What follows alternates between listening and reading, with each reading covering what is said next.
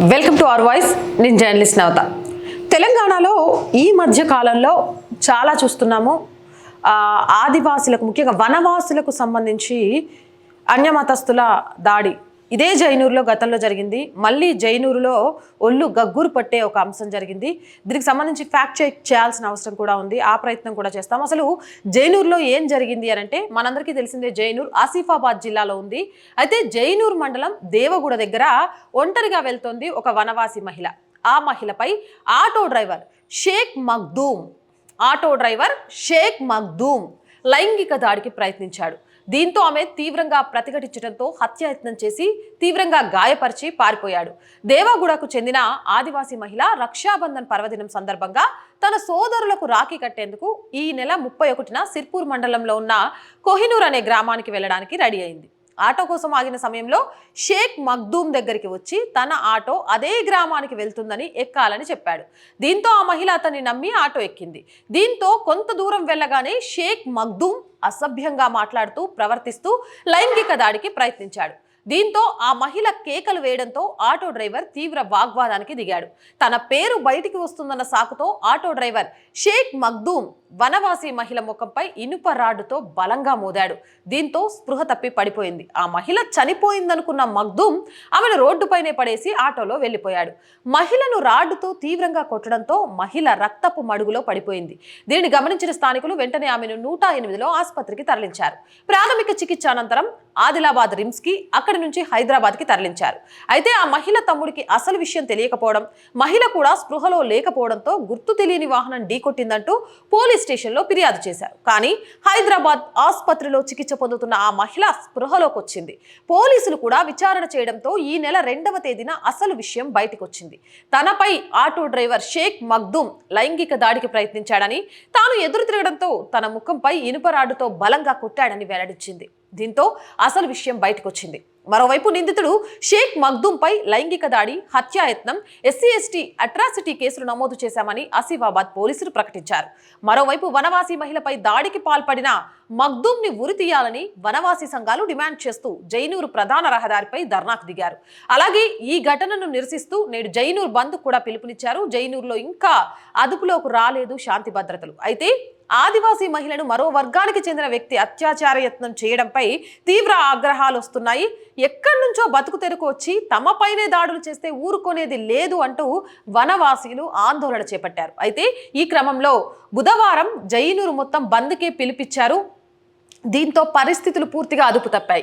2 వర్గాల మధ్య హింస చెలరేగింది. ఇరువురి వ్యాపార సముదాయాలతో పాటు వాహనాలు అగ్నికి ఆహుతయ్యాయి.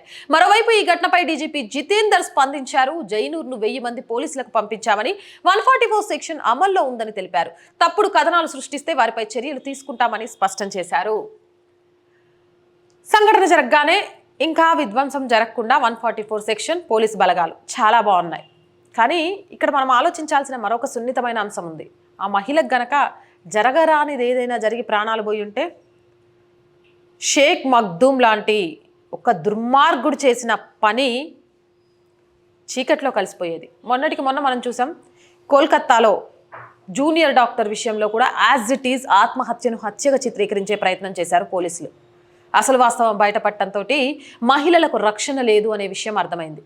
ఇక్కడ షేక్ మగ్దూమ్ చేసిన తప్పు ఆవిడ స్పృహలోకి వచ్చేదాకా కూడా కనీసం తెలియలేని పరిస్థితి. మహిళల కోసం షీ టీమ్స్ పనిచేస్తున్నాయి, ఇంకోటి పనిచేస్తున్నాయి, సీసీ కెమెరాలు అంటారు. కానీ అసలు ఆ మహిళ ఆటోలో ఎక్కెళ్ళిందా, నడుచుకుంటూ అక్కడికి ఎందుకు వెళ్ళింది, ఏంటి అనే ఎలాంటిది లేకుండా తమ్ముడు చెప్పేశాడు, కేసు ఫైల్ చేశారు. ఇది అర్థం కాని విషయం. ఏదేమైనా జైనూరులో గతంలో కూడా ఎన్నికల సమయంలో విద్వేషాలు రగిలినాయి. 6 నెలల పసిపిల్లను కూడా ఇసురుగొట్టిన సందర్భాలను చూసాము. అప్పుడు ఒక అతను ప్రాణాపాయ స్థితికి వెళ్ళాడు. హైదరాబాద్లో చికిత్స అందిస్తున్నామని చెప్పారు. అప్పుడు యాజ్ యూజువల్ 144 సెక్షన్ పెట్టి అసలు వాస్తవాలు ఏంటి తెలుసుకోవడానికి అక్కడ అవకాశం కల్పించలేదు. ఇప్పుడు కూడా మనం ఆర్ వాయిస్ నుంచి నిజంగా అక్కడ ఏం జరిగింది, ఏంటి వాస్తవాలు ఏంటి, ఇంత దారుణమైన పని చేసిన వాళ్ళు ఒక షేక్ మగ్దూమ్ వర్గాన్ని నేను క్వశ్చన్ చేస్తున్నా. షేక్ మగ్దూమ్ అనేవాడు నిజంగా తప్పు చేస్తే మీరు ప్రశ్నించాలి. నీలాంటి వాళ్ళ పాపుల వల్ల మన వర్గానికి మొత్తం చెడ్డ పేరు వస్తుందని చెప్పాలి. కానీ షేక్ మగ్దూమ్కి మద్దతుగా వనవాసీలపై దాడులు, ఒకరినొకరు వర్గాలు కొట్టుకోవడం, ఇక్కడ ఒక ఆడపిల్ల ప్రాణాలకు సంబంధించిన విషయం. దాన్ని పక్కన పడేసి మీరు కొట్టుకొని శాంతి భద్రతలు పోగొట్టి ఆస్తులు ధ్వంసం చేస్తే వచ్చే లాభం ఏంటి అనేది నాకు అర్థం కావట్లేదు. పోలీసులు కూడా ఆదిలాబాద్ జైనూరుకి సంబంధించి గతంలో కూడా ఇలాంటివి జరుగుతున్నాయి. మరి సీసీటీవీ కెమెరాలు చాలా వరకు పెట్టామని చెప్తున్నారు. ఎక్కడెక్కడ సీసీ కెమెరాలు ఉన్నాయి? ఆటో స్టాండ్ల దగ్గర, వీటి దగ్గర అసలు సీసీ కెమెరాలు ఉంటున్నాయా? ఒక అమ్మాయి మీద యాక్సిడెంట్ జరిగితే అలాంటి దెబ్బ తగులుతుందా, లేకపోతే ఎవరైనా కొడితే తగులుతుందా అనేది ప్రాథమిక చికిత్స చేసే టైంలో డాక్టర్స్కి తెలియదా? మరి డాక్టర్స్ ప్రాథమిక చికిత్స చేసే టైంలో అమ్మాయికి స్పృహ రాకముందే ఈ అమ్మాయికి యాక్సిడెంట్ అయితే తగిలిన దెబ్బ కాదు, ఎవరో బలంగా కొట్టడం వల్ల తగిలిన దెబ్బ అని వాళ్ళు ముందు చెప్పలేదా?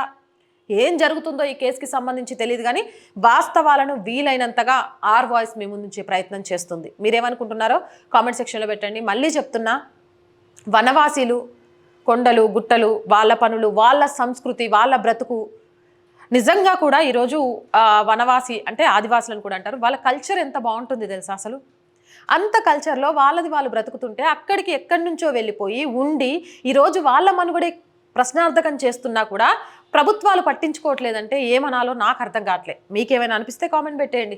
మోర్ వీడియోస్ కోసం మన ఛానల్ వెంటనే సబ్స్క్రైబ్ చేయండి. నచ్చిందా? లైక్ చేయండి, షేర్ చేయండి, సపోర్ట్ చేయండి. అండ్ ప్రతిరోజు చెప్తున్న విషయమే అయినా మళ్ళీ మీ అందరికీ ఒక్కసారి గుర్తు చేస్తున్నాను, ఈ ఛానల్కి ఆర్థికంగా మీ అందరి చేయూత చాలా చాలా అవసరం. ఆర్థికంగా సపోర్ట్ చేయాలి అనుకునేవారు సబ్స్క్రిప్షన్ పక్కనే జాయిన్ అనే బటన్ ఉంటుంది.